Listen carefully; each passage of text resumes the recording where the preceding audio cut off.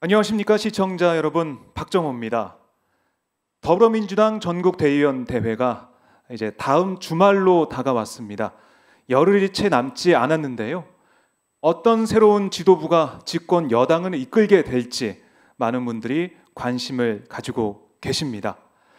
그런데 저희가 보니까 이게 너무 당대표 후보들에게만 스포트라이트가 비추고 있는 것 같아요. 그래서 오마이뉴스 주최로 민주당 최고위원 후보님들을 모셔서 토론하는 자리를 마련했습니다. 각 후보들이 어떤 당의 비전과 또 정책과 현안에 대한 입장이 있는지 저희 오늘 토론을 통해서 함께 비교해 보시고 분석해 보시면 좋을 것 같습니다. 오늘 토론은 한 2시간 정도 진행이 되는데요. 오마이TV 유튜브와 페이스북을 통해서 생중계됩니다. 여러분들이 남기시는 댓글, 의견 이런 것도 저희가 반영할 수 있는 게 있으면 반영할 테니까요. 끝까지 함께해 주시면 고맙겠습니다. 자, 지금 더불어민주당 최고위원 후보들 8분의 후보들이 나와 있습니다. 기호 순으로 말씀드리면 김혜영, 박주민, 설훈, 박광온, 황명선, 박정, 남인순, 유승희 후보들이 나와 있는데요. 자, 이렇게 토론을 한 시간이 없었습니다. 그래서 오늘 이 시간이 정말 소중하고 중요한 시간이 될 텐데, 자, 저도 지금 막 떨립니다. 어떤 얘기가 나올지 떨리는데 빨리 이 후보들을 만나서 토론을 진행해 보겠습니다. 자, 저희가 8분을 이렇게 모셨는데 사전에 당 선관위에서 자리 배치를 이렇게 추첨을 통해서 했습니다. 이 점 양지해 주시고요. 먼저 모두 발언부터 진행해 보겠습니다. 모두 발언 시간은 각 1분입니다. 저희 앞에 단상 앞에 양 옆에 스크린이 있는데요. 이 스크린 보시면서 시간 체크를 하시면 되겠습니다. 자, 먼저 사전에 추첨된 순서대로 박주민 후보부터 모두 발언을 들어보겠습니다. 1분입니다. 안녕하십니까. 힘없는 자들의 힘 기호 2번 박주민입니다. 저는 정치에 발을 디디기 전에 10년간 변호사 활동을 했었습니다. 변호사 생활을 하면서 여러 현장이 있었고 그 현장에서 힘이 없고 고통받는 많은 분들을 봤습니다. 그러다 정치가 제대로 된다면 이렇게 고통받는 분들이 안 계실 텐데 라는 마음을 먹게 되었고요. 그 마음으로 정치에 발을 디디게 되었습니다. 사실 우리 더불어민주당의 그 꿈도 제가 방금 정치에 대해서 품었던 꿈과 마찬가지인 것 같습니다. 바로 힘 없는 자들을 위한 정치를 해나가는 것이죠. 이제 더 이상 힘없는 자들을 위한 정치를 미룰 수가 없는 상황이 되었습니다. 지난 보수정권 9년 동안 정말 많은 분들이 힘들어하셨고 우리나라를 헬조선이라고 부르기까지 이르렀습니다. 이제 우리 당의 오래된 꿈이자 제 정치적인 희망을 현실로 만들어야 될 때인 것 같고 그 길에 앞장서고자 이렇게 출마하게 되었습니다. 감사합니다. 네, 시간을 딱 맞춰주셨습니다. 자, 이어서 남인순 후보의 모두 발언 시작해 보겠습니다. 네, 존경하는 국민 여러분, 당원 여러분 안녕하십니까? 민생과 혁신 기호 7번 남인순입니다. 네, 저는 그 노동과 여성을 좀 챙기는 진보 개혁의 가치를 확장하고 또 민생 연석회를 가동해서 우리 당이 민생 제일주의를 실천하기 위해서 최고위원에 출마했습니다. 이번에 전국을 돌면서 많은 당원들을 만났는데요. 서울 송파 험지에서 그 삼둥이 할머니라고 불리는 전 새누리당 김을동 의원을 꺾은 그런 돌파력이라면 현재 우리 당의 민생 위기를 충분히 극복할 수 있다. 이런 격려 말씀을 해주셨습니다. 정말 감사합니다. 저는 지난 30년 동안 여성 노동 또 시민사회에서 몸담아 오면서 우리 사회 개혁을 위해서 애써왔습니다. 앞으로 제가 바로 민주당에서 우리 당의 혁신과 민생을 해나갈 적임자라고 생각합니다. 그래서 그동안 변화와 혁신의 아이콘 저 남인순 한 표 지지 부탁드립니다. 감사합니다. 네, 고맙습니다. 시간을 정말 잘 맞추시네요. 다음 후보들도 긴장되시겠습니다.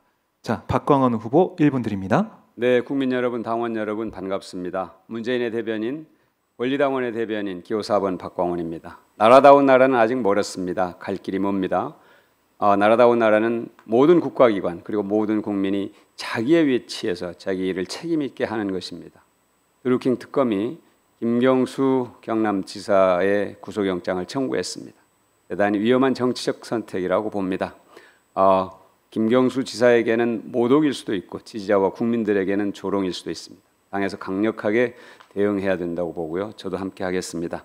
문재인 대통령 그리고 더불어민주당의 중요한 국정과제인 소득주도 성장정책, 혁신성장정책, 그리고 한반도 평화정책, 또 국가기관 바로 세우기는 멈춤 없이 지속적으로 뚝심 있게 밀고 나가야 될 겁니다. 그렇게 해야 문재인 정권 성공하고 더불어민주당 성공하고 국민도 성공할 수 있다고 믿습니다. 제가 조화롭게 우리 당의 모든 당력을 모아서 함께 나가겠습니다. 감사합니다. 네, 고맙습니다. 자, 이어서 황명선 후보 모두 발언 들어보겠습니다. 네, 안녕하십니까. 기호 5번 황명선 논산시장입니다. 민주당 시장군수구청장 협의회 회장을 맡고 있는데요. 이번 최고위원 선거에 8분이 참여했는데 다들 국회의원이시고 저만 지방정부를 대표하는 사람입니다. 저희 출마 이유는 우리 민주당을 현장과 지방과 지역의 목소리를 담아내서 우리 국민한테 신뢰받는 그런 100년 정당을 만들고 싶습니다. 또한 당원이 주인이 되는 자치분권 정당을 만들고 싶습니다. 당대표와 지도부의 지시와 그 통제받는 그런 우리 당원이 아니라 당원이 존중받고 당원이 우리 민주당을 만들어가는 민주주의 역사를 만들어가는 그런 자치분권 정당을 만들고 싶습니다. 전국 각지에서 지방의 목소리, 지역의 목소리, 좋은 정책 사례들이 있습니다. 이제 중앙이 지방의 목소리를 들어야 됩니다. 우리 민주당을 자치분권 정당으로 혁신하겠습니다. 네, 고맙습니다. 자, 이어서 박정 후보의 모두 발언 들어보겠습니다. 네, 안녕하십니까. 평화의 시작 판문점 지역구 국회의원 기호 6번 박정입니다. 지금 파주 일대 상정벽과 같은 눈부신 발전도 남북이 평화로웠을 때 이루어졌습니다. 평화와 경제입니다. 문재인 대통령님께서 어제 광복절 경축사를 하실 때 말씀하셨습니다. 저는 3년 전 임진각 최고위원회의에서 문재인 대통령님과 함께 한반도 신경제 지도의 꿈을 꾸었습니다. 3년이 지난 지금 꿈은 현실이 되고 있습니다. 대통령 직속 북방경제협력위원회에서 특별고문으로 일을 하면서 대통령의 비전을 뒷받침해 왔습니다. 저 박정은 한반도 평화경제의 선봉장으로 일해왔습니다. 한반도 신경제 지도의 추진, 그 대장정이 다시 시작되었습니다. 우리 당이 심장으로 안고 소명으로 실천해야 합니다. 새 지도부에서 평화경제를 제대로 담당할 평화경제 최고위원이 필요합니다. 제가 그 일을 하겠습니다. 기호 6번 박정입니다. 감사합니다. 네, 고맙습니다. 이어서 유승희 후보 모두 발언 1분 들어보겠습니다. 예, 존경하는 당원 동지 여러분, 그리고 국민 여러분, 8월에는 8번 최고위원 후보 유승희입니다. 제가 학생운동과 노동운동을 거쳐서 우리 당에 몸담은 지 벌써 24년째입니다. 1995년도 기초위원으로 시작해서 김대중 대통령 시절에 당 최초의 공채 여성국장, 노무현 대통령 인수위 전문위원, 선출직 여성위원장을 거쳐서 3선 국회의원이 된 지금까지 오로지 당을 위해서 헌신해왔습니다. 6.13 지방선거의 압승에 대해서 문재인 대통령께서 등골이 서늘하다 이렇게 말씀하셨습니다. 저 역시 우리 당에 대한 국민들의 높아진 기대에 반드시 부응해야 한다는 막중한 책임감을 가지고 최고위원에 출마하게 되었습니다. 24년 민주당 지킴이 유승희가 국민 여러분의 기대에 보답할 수 있도록, 그리고 문재인 정부의 성공을 든든히 뒷받침하고 우리 당을 더 강하고 유능한 정당으로 만들겠습니다. 8월에는 8번입니다. 네, 잘 들었습니다. 이어서 설훈 후보님. 네. 예, 국민 여러분, 그리고 우리 당 대의원 동지 여러분, 반갑습니다. 이번에 최고위원회 출마한 기호 3번 설훈입니다. 지난 한 달간 전국을 돌면서 많은 당원 동지들을 만났습니다. 민주당이 30년을 지켜온 설훈이 김치로 치면 묵은지 같다. 따라서 이번에 지도부에 묵은지 같은 이런 역할을 할 설훈이 필요하다. 그래서 최고위원회 출마했습니다. 이제 민주당이 국민으로부터 더 사랑받을 수 있는 당을 만들어져야 한다 생각합니다. 제가 그 역할을 하고 싶습니다. 남북 교류를 통해서 경제를 활성화시키고, 그리고 국민의 촛불혁명을 경제혁명으로 평화혁명으로 이끌어내겠습니다. 그것이 지금 민주당이 나가야 할 길이라고 생각하고 있습니다. 저를 지도부에 보내주십시오. 최고위원회 중심을 잡을 유일한 사선 의원입니다. 당내에서 중심을 잡아서 민주당이 국민으로 사랑받는 민주당을 만들겠습니다. 감사합니다. 네, 고맙습니다. 자, 끝으로 김혜영 후보 모두 발언 들어보겠습니다. 1분입니다. 반갑습니다. 더불어민주당의 미래 기호 1번 김혜영입니다. 지금 대한민국의 청년 문제가 심각합니다. 최고위원 후보 중 누가 청년을 잘 대변할 수 있겠습니까? 저는 당의 최연소 국회의원입니다. 전국 청년위원장 직무대행과 또 국회 청년미래특위에서 활동했습니다. 저 김혜영이 청년의 목소리를 대변하고 민주당의 청년들의 지지를 이끌어내겠습니다. 남북 평화 시대와 함께 동서의 교류와 화합이 더욱 중요하다고 생각합니다. 영남과 호남의 경제 발전을 위해 동서의 교류가 논의되고 있습니다. 제 아버지의 고향은 호남 광주입니다. 일자리를 찾아 부산으로 왔습니다. 저는 부산에서 태어나 당의 험지인 부산 연제구를 개척했습니다. 우리 당의 대표적 험지를 개척한 저 김혜영이 영남과 호남을 통합하는 최고위원이 되겠습니다. 고맙습니다. 네, 8분의 후보 모두 발언 다 들어봤습니다. 자, 뭐 댓글을 제가 좀 보니까 벌써부터 분위기가 조금씩 뜨거워지고 있는 것 같아요. 토론장 분위기는 그렇게 뜨겁지 않은데 아직은 댓글을 보니까 각 후보들을 응원하는 그런 댓글들을 볼 수가 있습니다. 자, 본격적인 토론에 들어가 보겠습니다. 첫 번째 순서는 공통 질문입니다. 제가 질문을 드리고 후보들의 입장을 들어보는 시간을 갖겠습니다. 먼저 당의 지지율 하락 관련된 그런 질문인데요. 6.13 지방선거 이후에 당의 지지율이 하락 추세를 보이고 있습니다. 물론 다른 당과 비교해 보면 월등히 지지율이 높긴 하지만 추세로 보면 하락 추세를 보이고 있다. 이런 게 전문가들의 분석인데요. 반면 정의당의 지지율은 상승세를 좀 보이고 있고요. 그래서 이런 것을 비교해 가면서 민주당이 보수적인 정책을 좀 보이고 있다. 경제 정책이 우리가 생각했던 것보다 조금 보수적으로 가는 거 아니냐, 이런 지적의 목소리도 나오고 있습니다. 그래서 지지층 이탈이 있는 그런 지적, 분석도 나오고 있는데요. 후보들의 진단과 해법, 당 지지율 하락 추세에 대한 해법과 진단을 한번 들어보려고 합니다. 이 지지율 하락의 원인을 좀 진단해 주시고요. 해법도 제시해 주시면 고맙겠습니다. 자, 이번에는 먼저 남인순 후보부터 말씀을 들어보겠습니다. 이번에는 2분씩 드리겠습니다. 네, 당 지지율이 사실은 정점을 찍었었기 때문에 어느 정도의 사실은 조정이 있을 거라고는 생각을 했었습니다. 그렇지만 충분히 저는 이 문제는 극복해낼 수 있는 문제라고 생각을 하고요. 첫 번째 원인은 지금 전체적으로 그 민생 경제 지표가 지금 굉장히 안 좋습니다. 고용이나 소득 분배와 관련해서 너무 좀 안 좋은 상황인데, 게다가 또 보수 야당을 비롯한 기득권 동맹이 시작 단계에 불과한 소득 주도 성장 정책을 굉장히 흔들고 있는 이런 상황이죠. 그래서 저 남인수는 그 민생 위기를 돌파하기 위해서 그 2015년에 민주당 당원에 그 개정할 때 규정된 민생 연석회의를 가동을 해서 이거를 해결을 해야 된다고 생각을 합니다. 현장에 답이 있다고 생각합니다. 저는 그동안 을지로위원회 활동을 하면서 을들의 눈물을 닦아주고자 애를 써왔는데요. 이 사회적 대화기구인 그 민생 연석회의를 구성을 해서 당 대표와 또 노동조합, 중소상인, 자영업자 등 그 민생 주체들이 함께 자리를 해서 민생 정치 의제를 당의 최우선 과제로 해서 바로 이런 문제를 같이 해결해 나가야 되지 않나라고 생각합니다. 사실 그 지금 이 최저임금 인상과 관련해서 왜 중소상공인들의 절규가 무엇 때문입니까? 대기업과 중소기업의 상생 협력이라든가 아니면 중소상인, 자영업자를 위한 카드 수수료이나 여러 가지 대책들을 그 민생 연석회의를 통해서 함께 논의를 하고 사회적 동의를 통해서 우리가 국회에서 처리를 해야 되는데 그걸 못했기 때문에 비롯된다고 생각합니다. 이 문제를 하반기 국회에서 집권 여당으로서 책임 있게 해나가야 되지 않나라고 생각을 하고 있고요. 두 번째 원인은 사실 촛불의 정신은 결국은 민주당으로 하여금 87년 체제를 새로운 체제로 전환시켜라는 것입니다.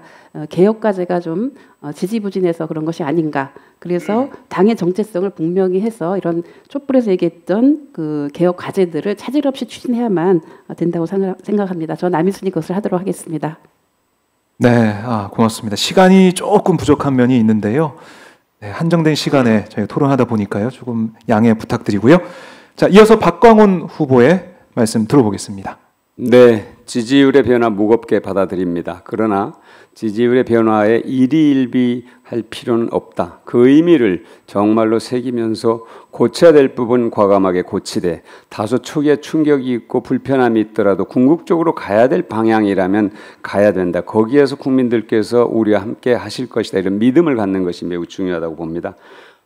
이제 최저임금 인상의 문제, 또 최저임금 산입 범위 조정의 문제, 이것은 양면성이 있었던 것 같고요. 또 하나는 전기료 누진제 문제라든지 국민연금 문제라든지 근로시간 단축 문제라든지 이런 문제들은 우리들의 삶의 문제입니다. 그것이 우클릭이냐 보수적 경제정책이냐 이런 문제가 아니고요. 국민들의 삶에 직결된 문제이기 때문에 우리가 얼마나 치밀하고 정교하게 대책을 세우느냐 하는 것이 이제는 국민들과 직접 소통하면서 충분히 설득이 가능한 부분이 있고 치밀하지 않으면 설득이 안 되더라고요. 오히려 우리가 반론을 당하는 그런 경우 국민들이 훨씬 더 많이 연구를 하고 직접 생활과 관련된 그런 대안들을 갖고 계시기 때문에 적당하게 대책을 세워서는 안 된다는 그런 느낌을 갖습니다. 정말로 이제는 국민들과 소통하는 것이 매우 중요하다 그렇게 말씀을 드리겠고요. 소득주도 성장 정책은 진보적이고 혁신성장 정책은 보수적이다. 이렇게 이분법적으로 접근하는 것도 옳지 않다. 소득주도 성장 정책은 양극화를 해소해서 건강한 경제순환 구조를 만들자는 것이고 혁신성장 정책은 미래를 위한 젊은이들에게 일자리와 꿈과 희망을 만드는 그런 계기를 우리가 확실하게 제공하자는 그런 의미의 정책이기 때문에 저는 두 바퀴와 같은 것이다. 두 개가 같이 가야 되는 것이고 거기에다가 공정경제와 사회의 안전망 확보까지 네 개의 바퀴가 같이 갈 때 우리의 시민들, 국민들의 삶이 근본적으로 달라질 것이라는 믿음을 갖고 확실하게 나가야 된다. 이렇게 말씀을 드리겠습니다. 네, 잘 들었습니다. 이어서 황명선 후보의 발언 2분입니다. 들어보겠습니다. 네, 기호 5번 풀뿌리 후보 지방정부를 대표해서 나온 황명선입니다. 우리 지지율 하락과 관련돼서 많은 분들이 염려하고 있습니다. 저는 지지율 하락은 이번 지방선거를 통해서 우리 국민들은 우리 민주당을 압도적으로 선택을 해주셨습니다. 현장과 지역과 지방의 목소리를 당에 잘 반영해서 전달하는 그런 정당이 되어야 된다라는 것이죠. 지금 여의도 국회에 우리 국민들은 많이 불편해하고 있습니다. 특히 특활비 문제. 이거 우리 집권 여당으로서 책임 있게 나서야 되는데 이 문제에 대해서도 부분적인 이런 부분들 지지층에 대한 이탈을 보면 이 자유한국당으로 가지 않고 이 정의당으로 가고 있습니다. 그만큼 기대했던 우리 집권 여당의 개혁적인 그 일들에 대해서 좀 책임 있게 나서줘야 되는데 그렇지 못하고 있는 부분에 대한 부분들이 지적이 될 수 있고요. 두 번째는 최저임금제와 관련해서도 반드시 가야 될 일입니다. 다만 이 현장의 목소리가 반영이 안 되죠. 소상공인들과 자영업자들 많은 분들이 절규하고 있습니다. 그분들 얼마든지 현장의 목소리를 담아서 보완할 수 있는 지금 제도들을 지금 만들어내고 있습니다. 카드 수수료 인하라든가 다양한 정책들이 나타나고 있는데요. 현장의 목소리, 지방과 지역의 목소리, 그래서 분권을 하자라는 것이죠. 대통령님께서 자치분권 국가로 가자. 우리 당도 자치분권 정당으로 갔을 때 이 현장의 그러한 소상공인과 자영업자 이런 분들에 대한 다양한 목소리와 요구들을 담아서 최저임금제를 냈으면 지지율 하락에 지금처럼 이렇게 되지 않았을 것이다. 그래서 이제 자치분권 정당으로 가야 된다. 지역의 목소리를 들어야 된다. 이렇게 말씀을 드릴 수 있습니다. 네, 잘 들었습니다.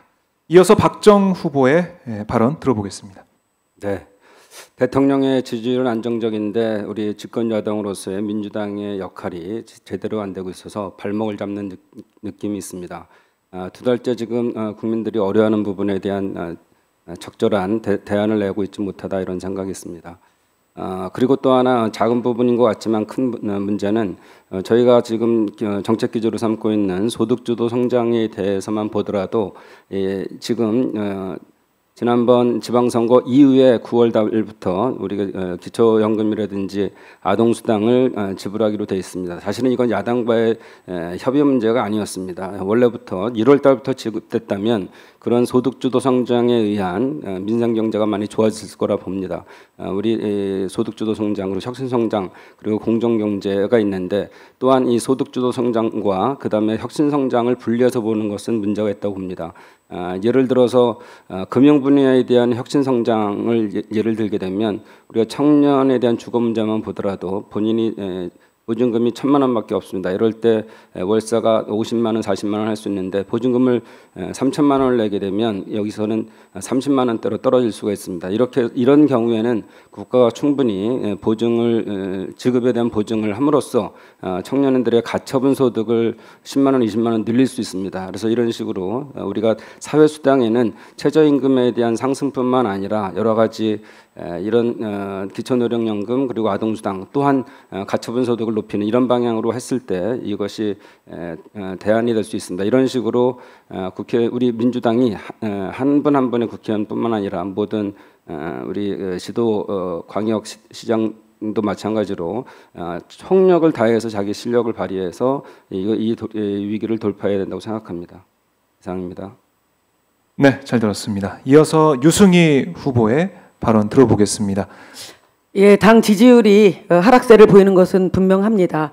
여론조사 결과 보면 6.13 지방선거 직후에 57%였던 우리 당의 지지율이 이번 주에 40.6%까지 하락했습니다. 이탈 지지층에 대한 분석을 보면은 대부분이 진보층이랑 준독층이고 이분들이 정의당이나 무당층으로 이동했습니다. 그렇다고 사회자께서 지적하신 것처럼 문재인 정부의 경제 정책이 보수적으로 회귀했기 때문에 우리 당의 지지층이 이탈했다 이렇게 단정할 수는 없다고 봅니다. 다만 소득주도 성장, 혁신 성장 그리고 공정 경쟁이라고 하는 경제 정책의 패러다임이 지금 바뀌는 과정에 있습니다. 상당히 시간이 필요한 일입니다. 그런데 국민들께서는 하루 빨리 뭔가 체감할 수 있는 그런 경제 회복이 이루어지기를 바라고 있습니다. 물론 문재인 정부가 출범한 지 이제 1년 3개월이 지났으니 국민 여러분께서 조금만 더 기다려달라 이렇게 양해를 구할 수도 있습니다. 그러나 우리는 집권 여당이기 때문에 이런 상황에 대해서 그 인내를 부탁드리는 것은 무한 책임을 져야 할 집권 여당으로서는 적절한 자세는 아니다 이렇게 보고 있습니다. 그리고 악화된 경제 상황이 너무나 오랫동안 지속되어 기간이 워낙 길었고 또 생존 위기에 내몰리고 있는 한계점에 달한 국민들의 그 고충을 저희는 더욱더 뼈저리게 알아야 된다고 생각합니다.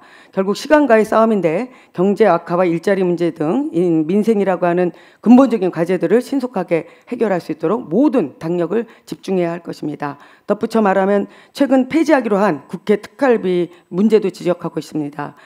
특활비 폐지 문제는 분명히 우리 당이 앞장서서 먼저 해결을 했어야 됩니다. 근데 자유한국당과 합의해서 어정쩡하게 유지하려다가 국민들에게 사실은 된소리를 맞은 것입니다. 집권여당 된 지 1년 만에 국민들이 봤을 때 제한당이랑 매 한 가지다라고 하는 일이 되풀이되지 않도록 그렇게 하겠습니다.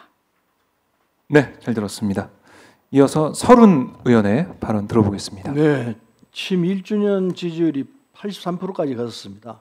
근데 요즘 지금 50%대 더 떨어질 가능성도 있는데 이건 분명히 하락 추세인 건 틀림없습니다. 왜 이렇게 됐나? 대부분 민생 문제 대책에 제대로 하지를 못했습니다. 국민 마음에 닿게 했어야 되는데 못했어요. 일테면은 전기료 문제라든지 또 국민연금 문제라든지 최저임금 문제 이런 등등을 이게 해법이 전혀 아닌 해법들을 내놓으면서 국민들을 화가 나게 만드는 이런 상황들이 있었습니다. 국민연금 문제만 하더라도 이걸 이렇게 할 수도 없는 상황에서 찔끔찔끔 내놓을 이야기가 아니었어요. 확실한 답을 가지고 이게 이겁니다 하고 정확히 내놨으면은 이런 얘기가 나올 수가 없죠. 그래서 이게 또 잘못 대처를 했고 전기료 인하 문제도 제대로 인하하려면 확실하게 국민들이 느낄 수 있게끔 이렇게 인하를 했어야 되는데 이게 뭐 1만 원, 2만 원 정도 된다는 이런 식의 홍보가 나올 수밖에 없게 만들어 놓은 이 정책 집행도 광화하지 못한 내용이었다 이렇게 볼 수밖에 없고 최저임금 문제는 최저임금 내년에 8,350원 해야 되는 건 맞다고 생각하지만 이걸 하려면 준비 과정이 필요했습니다. 이를테면은 카드 수수료를 제로로 만든다든지 또는 임대료 문제를 확실하게 임대차 보호법을 정리해가지고 임대료가 안 오르도록 국민들이 느낄 수 있도록 해야 되는데 이것도 안 해놓은 상태에서 최저임금만 듬뿍 올린다 그러니까 따라할 국민이 없죠. 이런 등등이 정책을 집행하기 전에 현장에서 어떤 상태인지 그걸 보고 그게 맞춰서 해야 되는데 그냥 지금 정책 위반하는 분들이 그냥 질러놓고 뒤에 따라가고 있어요. 그래서 답은 현장에 있습니다.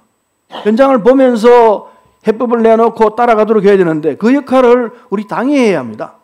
정부는 이런 정책을 내놓을지 설익은 정책을 내놓을지 모르지만은 당은 정말 충실하게 현장에 맞춰서 정책과 현장을 하나로 갈 수 있다고 한다면은 이 지지율은 올라갈 수 있다고 생각합니다.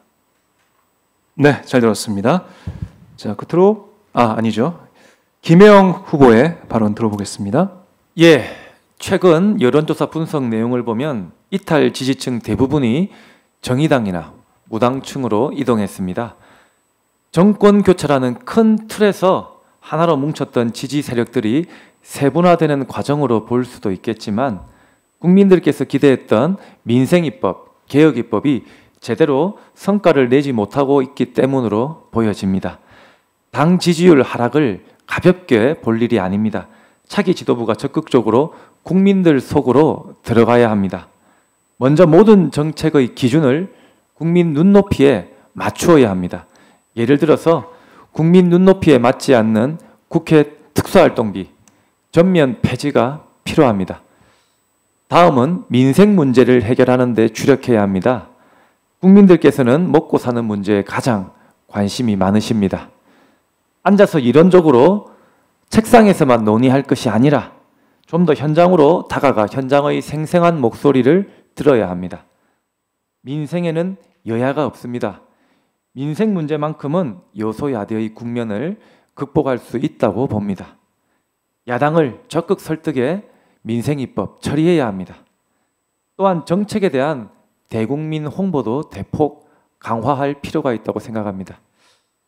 그리고 민생입법, 개혁입법 완수를 위해서는 차기 총선에서 안정적인 국회의석 확보를 위한 노력도 필수적이라고 생각합니다. 끝으로 어렵게 찾아온 한반도 평화 분위기를 이어나가야 합니다. 문재인 대통령의 대북 정책과 한반도 평화 무드가 국민들께 큰 지지를 얻고 있습니다. 남북 평화는 평화에 국한되지 않습니다. 평화는 곧 경제입니다. 당이 정부와 함께 4.27 판문점 정상회담의 이행을 위해서 더욱 박차를 가하고 남북 평화를 통한 경제 발전의 계기를 만들어 나가야 할 것입니다. 감사합니다. 네, 잘 들었습니다. 공통 질문 첫 번째, 마지막 발언 박주민 후보 발언 들어보겠습니다. 2분입니다. 예, 제가 유세 때 계속 강조했던 것처럼 최근 지지율 하락은 여러 가지 해석은 가능하지만 사회경제적 정책들이 제대로 추진되지 않는다라는 이유로 한 달째 비슷한 추세를 보이고 있기 때문에 굉장히 눈여겨봐야 될 대목인 것은 맞는 것 같습니다. 사회경제적 정책의 경우에는 워낙 갈등 요소가 많습니다. 그래서 관련된 정책을 만들 때는 미리부터 다양한 의견을 받아들여서 정책의 세밀함을 높여야 되고요. 만들어진 정책의 경우에는 국민들을 상대로 지속적이고 폭넓게 설득하는 과정이 수반돼야 됩니다. 그리고 정책 전환에 대해서는 경우에 따라서 공무원들이 저항하는 경우도 있는데요. 그럴 때는 공무원들을 적절히 견제도 해야 됩니다. 또한 무엇보다도 입법적인 뒷받침이 필요합니다. 문재인 정부의 100대 과제 중에 91대 과제가 입법적인 뒷받침이 필요하다라는 분석도 있습니다. 근데 이러한 역할들은 사실 정부가 해야 되는 것이 아니라 여당이 해야 되는 것입니다. 그동안 정부에게 좀 많은 짐을 지우고 여당이 이런 역할 제대로 하지 못했다라는 평가가 가능한 대목입니다. 앞으로 여당에서는 저희 당은 이런 부분을 확실하게 하기 위해서 당원들과 소통하고 당원들 교육하고 당원들과 같이 국민을 설득하는 이런 어떤 활동들을 보다 적극적으로 해야 될 것 같고요. 무엇보다도 특활비 폐지 등을 통해서 국민들로부터 많은 신뢰를 얻은 다음에 그 신뢰를 바탕으로 야당들과 당당하게 맞서 나가는 모습들도 계속 보여줘야 될 것 같습니다. 이런 것들을 해나가면서 물론 아까 이제 김혜영 후보도 말씀하셨던 것처럼 차기 총선에 대한 대비책도 충분히 만들어 나가야 될 것 같습니다. 의회의 권력이 확실하게 교체되는 것도 입법적인 어떤 뒷받침하기 위해서 필수적인 요소일 것 같습니다. 이런 부분들을 꾸준하게 해나가는 것이 바로 차기 지도부의 과제인 것 같습니다. 네, 잘 들었습니다. 공통 질문 첫 번째, 지지율 하락 추세에 대한 말씀을 들어봤는데요. 온도차가 있네요. 예, 들어보니까 진단과 해법에 대해서 각 후보들이 내세우는 게 조금씩 다르다라는 것을 알 수가 있었습니다. 자, 바로 이어서 두 번째 공통 질문으로 넘어가겠습니다. 두 번째 공통 질문, 여야 협치 관련 질문인데요. 정부와 여당이 민생개혁 법안 통과시키기 위해서는 야당을 설득하거나 야당의 손을 잡아야 하는 그런 상황이 올 수도 있습니다. 청와대에서도 협치 내각 얘기가 나오면서 협치에 대한 관심이 높아져 있는 상황인데요. 오늘 문재인 대통령이 그 여야 5당 원내대표를 청와대에 초청해서 오찬도 함께 했고요. 하지만 야당에서는 조금 부정적인 얘기가 그동안 많이 나왔어요. 예, 협치가 협박을 하냐 이런 얘기까지 나올 정도로 격한 반응을 보인 그런 부분도 있었는데, 일각에서는 연정 얘기도 나오고 있고 어떻게 보면은 여러 얘기가 나와 있는 상황입니다. 여야 협치에 대해서 어떤 입장인지 말씀 좀 해주시고요. 협치를 해야 한다면 구체적으로 어느 수준까지 또 어떻게 해야 한다라고 생각하는지 의견을 듣고 싶습니다. 이번 공통 질문은 박광온 후보부터 말씀을 들어보겠습니다. 똑같이 2분입니다. 네, 협치는 반드시 해야 됩니다. 근데 첫 번째가 국민과의 저는 협치라고 얘기를 합니다만, 국민이 요구하는 것, 국민이 원하는 것에 대해서 충분히 우리가 야당과 여당이 또 정부와 국회 사이에 대화가 돼야 된다는 그런 의미인데요. 협치가 꼭 여당에게만 필요한 것이냐, 저는 그렇지 않다고 봅니다. 협치는 야당에게도 꼭 필요한 겁니다. 제가 말씀드리고자 하는 것은 국가기관을 정상화하기 위한 국정원법이나 공수처법이나 검경수사권 조정 관련법이나 또 소득주도 성장과 혁신성장을 위한 여러 관련법들, 규제개혁법들, 이런 법들은 우리 당이나 우리 당의 지지자들만을 위한 그런 법들이 아닙니다. 대한민국, 그리고 대한민국의 미래, 우리 국민들, 미래 우리 청년들을 위한 법이기 때문에 야당이 이 문제에 대해서 여당과 거래하듯이 접근하는 것은 저는 옳지 않다. 물론 여당이 충분히 타협할 부분은 타협하고 접근해야겠지만 야당 또한 이 문제를 국가의 장래를 걱정하는 차원에서 접근하는 것이 옳다는 의미에서 협치가 꼭 여당에게만 필요한 것이고 야당에게는 필요 없는 것이다, 이렇게 접근할 일이 아니다. 야당에게도 꼭 필요하다. 야당이 협치에 적극적으로 나설 경우 저는 오히려 야당의 존재 의미를 부각하고 떠났던 지지자들을 불러올 수도 있을 것이다. 저는 이렇게 야당 의원님들을 설득하고 싶습니다. 틀림없이 한번 깊게 생각해 볼 부분이 있고요. 오늘 이제 대통령께서 여야 5당 원내대표들과 만나십니다만, 그 자리에서 여야정 국정운영 상설 협의체 같은 어떤 기구를 만드는 것이 저는 반드시 필요하다고 봅니다. 이 자리에서 국가의 중요한 과제들, 특히 국회에서 조금 전에 말씀드렸던 입법 과제들을 이번 정기국회 안에 처리할 수 있도록 저는 충분한 대화가 그 틀 안에서 이루어졌으면 좋겠다는 것을 말씀을 드리겠습니다. 스웨덴의 상생정치의 상징인 모교 모임 같은 겁니다. 당정청과 기업과 노조가 함께하는 그런 협의체가 꼭 필요하다고 봅니다. 네, 협의체 말씀을 해주셨고요. 이어서 황명선 후보의 발언 들어보겠습니다. 네, 황명선입니다. 협치는 매우 중요합니다. 특히 우리 당은 집권 여당으로서 문재인 정부의 성공을 뒷받침해야 합니다. 다만 국민들이 바라보는 시각 속에서 이 협치와 관련된 내용들이 권력을 분점하는 입장으로 협치를 해서는 곤란하다. 우리 민생과 개혁 입법 여야가 서로 손을 맞잡고 서로 머리를 지혜를 모아서 협치해서 좋은 민생과 개혁 법안은 반드시 저는 해야 된다라고 보고요. 지난 우리 문재인 대통령께서 우리 대한민국 중앙과 지방이 골고루 잘 사는 대한민국이어야 된다. 중앙에 갖고 있는 모든 권한들을 지방의 원 위치로 되돌려서 대한민국 226개의 지방정부 그 현장에서 살고 있는 산골 마을에 우리 주민들도 어촌에 계신 분들도 농민분들도 대한민국 국민으로서 중앙과 지방이 골고루 잘 사는 대한민국 바로 자치분권 국가를 가자라고 선언했고 개헌안까지 만들었습니다. 그러나 국회에서 대답이 없고 폐지가 됐습니다. 우린 집권 여당으로서 대통령을 성공한 대통령이 될 수 있도록 해줘야 됩니다. 이럴 때 바로 지금 우리가 논의하고 있는 협치라는 문제가 굉장히 중요한 것이죠. 그런 입장에서 우리 손을 얹고 우리 민주당이 문재인 대통령 우리 자치분권 국가 개헌안에 대해서 어떻게 했는지 한번 우리 스스로 손을 얹고 반성을 해봐야 됩니다. 이것은 권력 구조와 관련해서 협치적인 문제가 아니라 결국 국민과 주민의 삶을 위해서 연대와 협치는 저는 반드시 필요하다. 그런 의미에서 우리 민주당은 자치분권 정당으로 혁신해야 된다. 이렇게 말씀을 드립니다. 네, 황명선 후보 자치분권 혁신 말씀해 주셨습니다. 이어서 박정 후보의 발언 들어보겠습니다. 2분 드립니다. 네, 청와대가 협치를 제안한 이유는 국민을 위해서죠. 그래서 반드시 협치라는 것이 국민과 당원의 눈높이에 맞는 협치를 해야 된다고 생각합니다. 다시 말해 철학과 원칙이 있는 협치를 해야 되는데요. 이 바탕에는 이거를 근본적으로 하는 이유는 개혁입법과 민생입법을 통과시키기 위한 겁니다. 야당도 마찬가지로 좀 전에 박강원 후보께서 말씀하신 것처럼 이 협치가 필요합니다. 일방적으로 발목 잡기식의 계속 그런 기조로 나간다면 국민이 용서하지 않을 거라고 생각합니다. 반드시 협치를 해서 국민의 경제가 어려운 부분을 같이 살려내고 또 그리고 모처럼 만들어진 한반도의 평화 기조를 이어나가고 그리고 그동안 쌓여있던 많은 적폐 부분을 같이 드러내는 쪽으로 가야 된다고 생각합니다. 그리고 또한 야당과의 협치는 사안별로 이루어지는 전략적 협치가 필요하다고 생각합니다.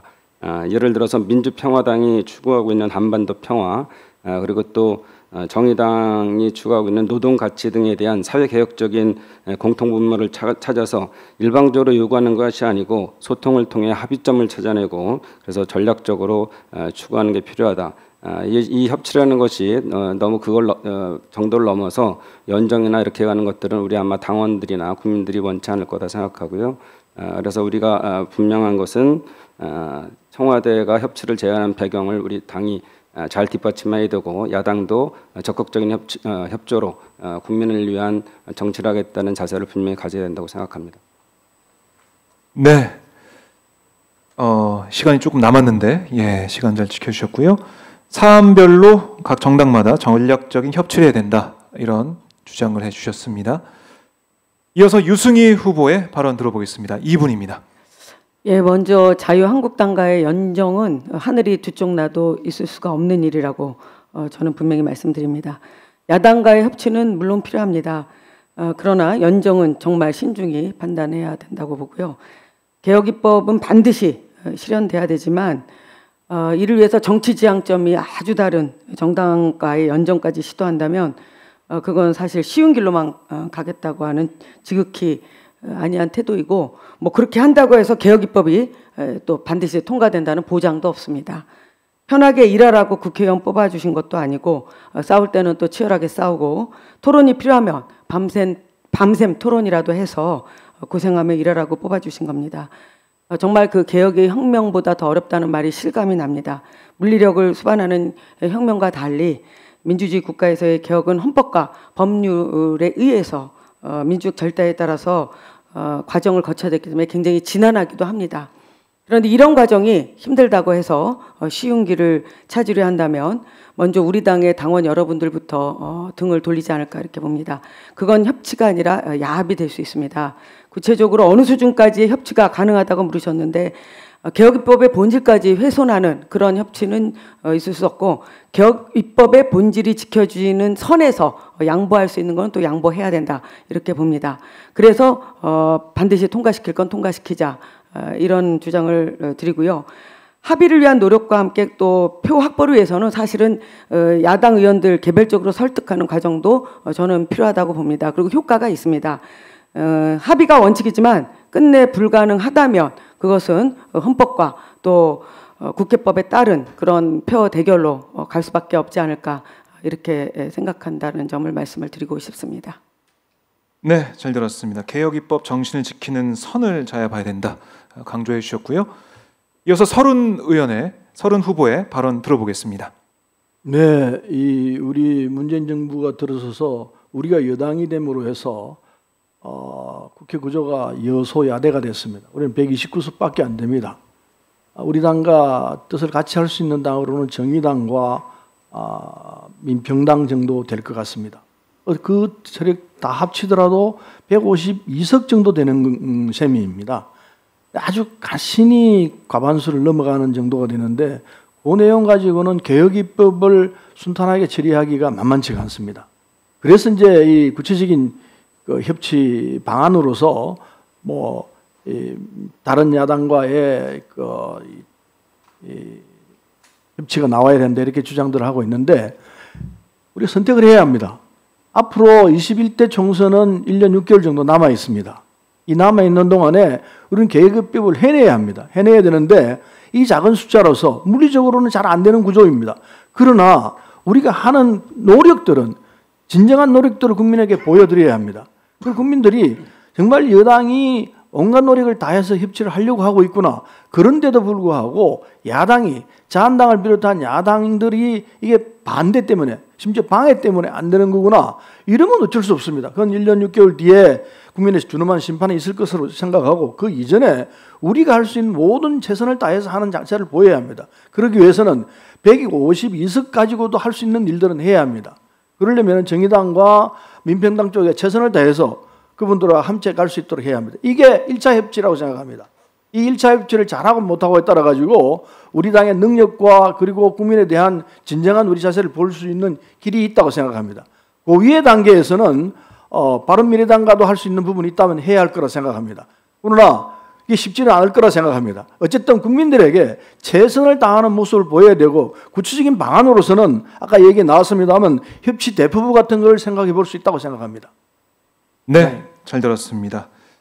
1차 협치부터 잘 해나가야 된다 이런 말씀 주셨고요. 이어서 김영 후보의 발언 들어보겠습니다. 예, 정치는 어느 한 정당이 혼자서 이끌어갈 수 있는 것이 아닙니다. 때문에 정치의 영역에서 협치는 필수적이라고 볼 수 있습니다. 더불어민주당은 집권 여당으로서 이제 성과를 내어야 합니다. 더군다나 우리 더불어민주당은 국회 과반 의석이 되지 않기 때문에 더욱더 야당과의 협치가 필요한 상황입니다. 민생입법과 개혁입법 완수를 위해서 필요하다면 야당과의 협치 내각 할 수 있습니다. 다만 민생입법과 개혁입법을 함께할 의지가 있는지 이것을 먼저 확인하는 것이 선결적인 조건입니다. 자유한국당의 경우 얼마나 민생입법, 개혁입법에 동참할 준비가 되어 있는지 의지가 있는지 지금으로서는 매우 의문스러운 그런 상황입니다. 그렇기 때문에 더욱더 사안별, 현안별로 야당을 설득할 필요가 있다고 생각합니다. 또 상황에 따라서는 의원, 개개인별로 최대한의 설득 노력도 필요하다고 생각합니다. 또 한 가지 우리가 고민할 점은 우리 민주당이 힘을 키워야 한다는 점입니다. 촛불 전국 속에서 우리 국민들의 기대가 높았지만 민생입법과 개혁입법의 처리가 늦어지면서 최근 당 지지율이 떨어지면서 많은 어려움을 겪고 있습니다. 향후 21대 국회의회는 안정적인 국회 의석 확보를 위해서 당의 열세 지역에 대해서 적극적으로 지원하고 배려해야 합니다. 우리 당의 대표적 험지인 부산 연제구를 개척한 경험이 있는 저 김혜영이 최고위원이 되어서 우리 당의 열세 지역에 대한 지원을 적극 확대하고 21대 총선 승리에 앞장서도록 하겠습니다. 그 힘으로 민생입법, 개혁입법 반드시 완수해 내겠습니다. 네, 잘 들었습니다. 21대 총선 말씀까지 해주셨고요. 이어서 박주민 후보의 발언 들어보겠습니다. 예, 제가 아까 말씀드렸던 것처럼 문재인 정부의 100대 개혁 과제 중에 무려 91개가 입법적인 뒷받침이 돼야 됩니다. 그럼에도 불구하고 현재 우리 당은 과반이 안 되죠. 그리고 아까 서른 의원님이 말씀하셨던 대로 다른 당의 어떤 개혁적인 의지를 갖고 있는 다른 당 합쳐도 과반이 조금 넘는 정도의 수준입니다. 어찌됐든 입법적인 뒷받침을 위해서 협치가 반드시 필요한 상황이면 틀림이 없습니다. 그런데 이런 협치에는 원칙과 저는 전략이 있어야 된다고 생각합니다. 원칙은 이게 단순한 야합이 돼서는 안 됩니다. 권력을 나눠먹는 권력분점형 협치가 돼서는 안 됩니다. 개혁입법과 민생입법을 통과시킨다는 목표가 명확한 그런 전략적인 협치가 돼야 됩니다. 그리고 제대로 된 이 협치가 위력을 발휘하기 위해서는 국회 내에서의 노력도 중요하지만 당과 정부 그리고 국민이 서로 잘 소통하면서 이 개혁입법에 대한 열망을 국회 내로 끌어들여오는 작업도 필요하다고 생각합니다. 그러한 열망이 국회 내에 잘 들어왔을 때 야당들은 스스럼 없이 또는 스스로 협상 테이블에 앉을 수 있고 많은 압박을 받을 수 있을 것 같습니다. 그래서 야당과의 협치도 중요하지만 저는 국민과의 협치라는 것도 굉장히 중요하다고 말씀드리겠습니다. 이런 것들 해나간다면은 최소한의 입법적 성과는 나오지 않을까라는 기대가 있습니다. 끝으로 협치가 어떻게 보면은 마치 목적처럼 간주돼서는 안 될 것입니다. 협치는 아까 말씀드렸던 대로 개혁입법과 민생입법을 통과시키기 위한 수단입니다. 따라서 아까 서른 의원님도 말씀하셨지만 협치가 안 된다고 해서 모든 걸 포기하는 것이 아니라 협치가 안 되더라도 우리가 할 수 있는 것들은 적극적으로 해나가야 된다고 생각합니다. 그 중에 하나가 상임위마다 신속처리 안건 지정이 가능한 상임위가 있을 것입니다. 그래서 과감하게 그런 수단까지도 사용해 가면서 필요한 입법들을 해나갈 때 오히려 국민적 지지와 야당의 협조는 따라올 것이라고 생각합니다. 네, 국민과의 협치 강조를 해주셨고요. 이어서 남인순 후보의 발언 들어보겠습니다. 2분입니다. 네, 예, 기호 7번 남인순입니다. 저는 2010년도에 제가 시민사회에 있을 때 당시 그 지방선거를 하면서 시민사회와 그 야당들이 함께 연합정치의 경험을 한 적이 있습니다. 그때 사실 원칙이 뭐였냐면 일단 그 정책연대를 하고 또 정책연대 기반해서 선거연대를 하고 이제 그리고 나서 공동정부를 구성하는 거였는데 사실은 정책연대와 선거연대까지는 가능했지만 공동정부 구성까지는 가지 못했던 그런 기억을 갖고 있습니다. 그래서 지금의 현 단계에서 우리의 협치라고 하는 거는 저는 결국은 여야가 특히 이제 야당들이 공동으로 내놨던 우리 사회의 어떤 개혁 과제를 최우선적으로 처리하자. 그리고 개혁 입법 연대라는 생각이 드는데요. 그 개혁 입법 연대는 그 함께 동의하는 정당 그리고 시민사회 등이 개혁 거버넌스를 구성해서 개혁 입법 연대를 구성해야 된다고 생각합니다. 지금 우선 예를 들면은 뭐 국민 의료비를 부담을 완화한다라든지 아니면 공직자 비리 수사처를 설치한다라든지 아니면 최근에 문제가 되고 있는 어떤 국민연금에 대한 국가 지급 보장이나 제도 개선에 관한 문제라 이런 문제들은 굉장히 민생이나 개혁 과제 중에서 아주 그 우선순위라고 생각합니다. 이런 문제를 몇 가지 그 과제를 합의를 하고 거기에 대한 어떤 그런 개혁 연대를 구성을 해서 지금 현재 어쨌든 입법 권력 자체가 굉장히 이제 민주당 단독으로 할 수 없는 부분이기 때문에 이에 동의하는 야당들과 함께 이 문제를 해결해 나가는 그런 협의체를 구성해야 된다고 생각합니다. 거기엔 당연히 시민사회가 함께 참여하는 이런 방식을 했으면 좋겠고요. 이제 두 번째는 실제로 상임위 활동을 하면서 실질적으로 어떻든 그 민생이나 개혁과 관련해서 신속하게 처리할 수 있는 그런 위원회들이 있다고 생각합니다. 이런 데서부터 먼저 진행을 하는 방식이었으면 좋겠습니다. 예를 들면 뭐 저출산 관련한 문제라든지 이런 부분들은 함께 해나갈 수 있는 문제가 아닌가 생각을 합니다. 네, 남인순 후보의 발언도 들어봤습니다. 협의체와 위원회를 통해서 할 수 있는 협치를 빨리 해나가자 이런 말씀 주셨는데요. 자, 공통질문 2개 저희가 각 후보들의 입장을 들어봤습니다. 더불어민주당 최고위원 후보 초청 토론, 네, 오마이뉴스가 주최한 토론 함께하고 계시고요. 오마이TV 유튜브와 페이스북을 통해서 지금 생중계되고 있습니다. 여러분들 보시면서 많이 알려주세요. 공유하기 그리고 뭐 댓글도 남겨주시고요. 많은 분들께서 우리 최고위원 후보들의 여러 가지 현안에 대한 입장 또 당의 비전 이 말씀 어디서든 듣지 못하는 말씀들이 계속 나오는 것 같아요. 그리고 이어지는 순서에서도 각 후보들의 입장을 또 명확히 알 수 있는 순서가 준비되어 있으니까요. 계속 함께해 주시면 고맙겠습니다. 많이 알려주십시오.